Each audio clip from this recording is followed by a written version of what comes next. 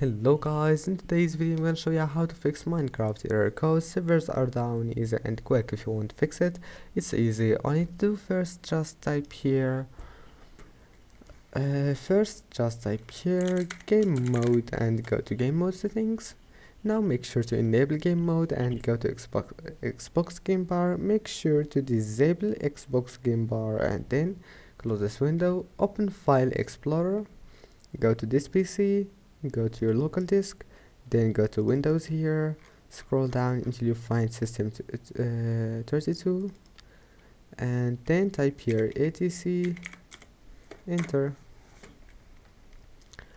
and then you will find it. Click on it. Now once you're here, just create a new folder on your desktop and name it backup, and then right click on hosts, click cut, open a new folder, right click on it and click paste.